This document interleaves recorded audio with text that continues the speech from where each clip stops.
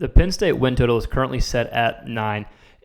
And as we've been doing these win total videos and talking about how the quarterback position can impact these win totals, I always want to make it clear at the beginning of the video, we're so far away from the beginning of the season that this win total could change depending on transfer portals and depending on different changes in the offseason, right? But with that said, I want to talk about Drew Allar and how he can impact this win total. How many games or how many wins is he worth? Does he need to be worth a win to win 10 games, right? Because it's at 9.5. So if you lose 3, that win total is out the window. So to hit this win total, you got to be 10-2 or better. So I want to talk about Drew Allar. I want to talk about how he can potentially help Penn State reach this win total. I think it comes down to him taking the next step, right? We've done some film on Drew Allar. We've talked about him fitting the new offensive scheme.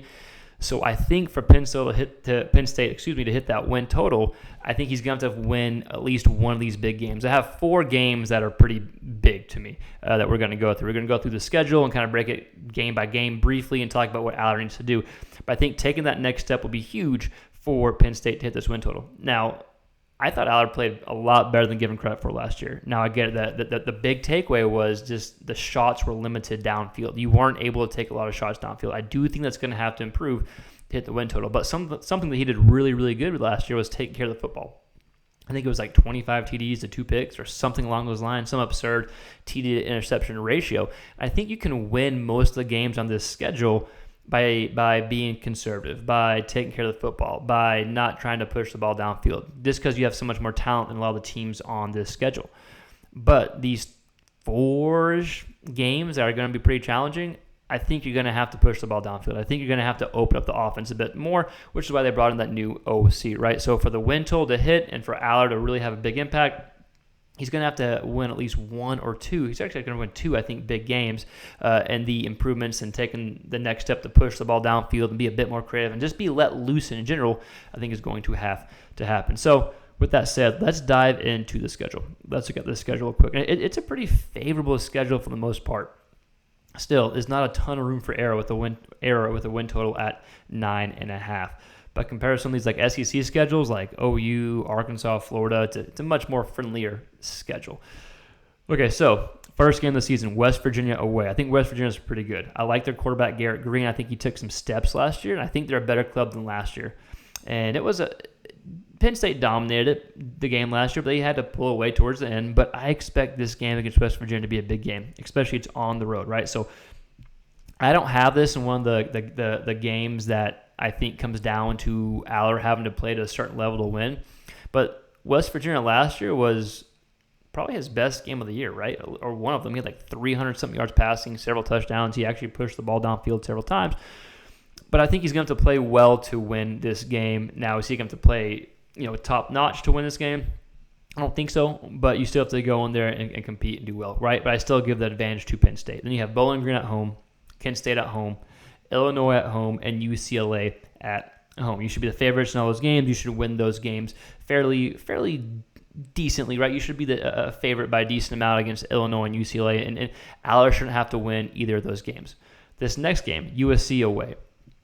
Even with USC's bad defense, Lincoln Riley always has good quarterback play. And so I still think, regardless of who their quarterback is, whether it's Miller Moss or whether it's the UNLV transfer, Jaden Maeva, I believe, I still think they're going to have a good offensive show this year. I still think they're going to be able to put up points. Now, Penn State's defense is going to be good, and they're probably not going to be able to put up as many points against Penn State as they did against a bunch of Pac-12 teams the past few years. But I still expect USC to be able to score some and to be explosive some. I think this is the first game that Drew Allar is really going to have to step up. I think Drew Allar is going to have to, I don't know if it's going to be a shootout because Penn State's defense is so good, but Drew Allar is going to have to push the ball downfield. He's going to have to at least keep up with what Lincoln Riley's offense is doing. I still lean Penn State.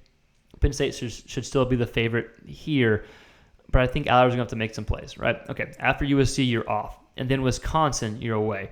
This is also a tricky game for me. I put this in the category of the 4 games, which we'll go over here in a second. But I think Wisconsin can be improved. Their biggest key here is if Tyler Van Dyke, the former Miami quarterback who transferred to Wisconsin, if he's meshing, he has a good year, I think Wisconsin could definitely surprise some people. I think Luke Fickell's a hell of a coach. You bring in a quarterback like Tyler Van Dyke who has shown some success. Maybe he just needs a change of scenery to kind of find his, 2022 form, essentially. So I think there's a potential for Wisconsin to be tricky. Still, Penn State's the favorite there. You should win. Okay, next is Ohio State at home, right? Maybe your two toughest games you have at home, Ohio State and Washington back-to-back. Ohio State's going to be tough. Ohio State's good. Lean Ohio State here. Next is Washington at home.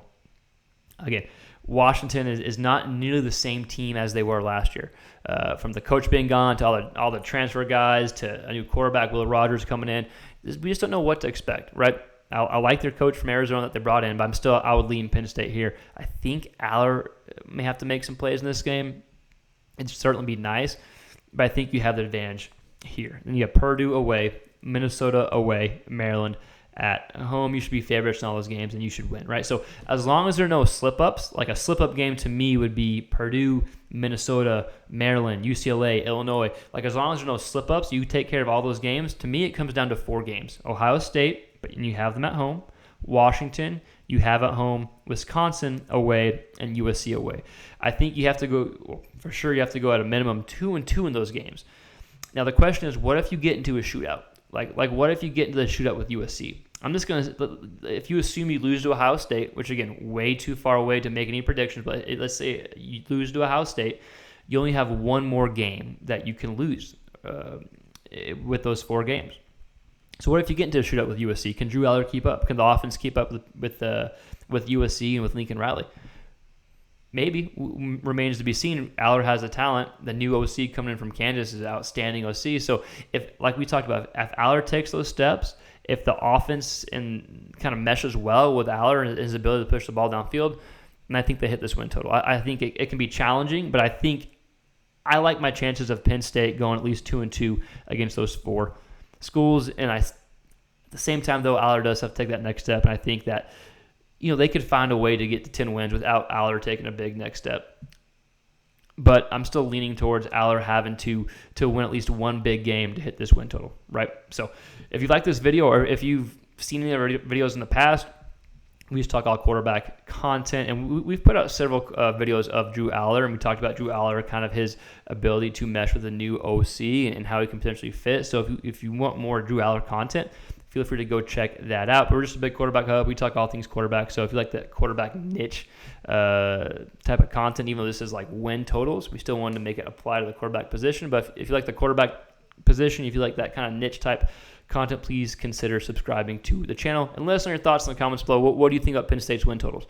Do you think they hit the over? Do you think they hit the under? Let us know why. And let us know your thoughts about Drew Allar as well in the comments. Thanks for watching. Keep following us along. We'll see you next time. Peace.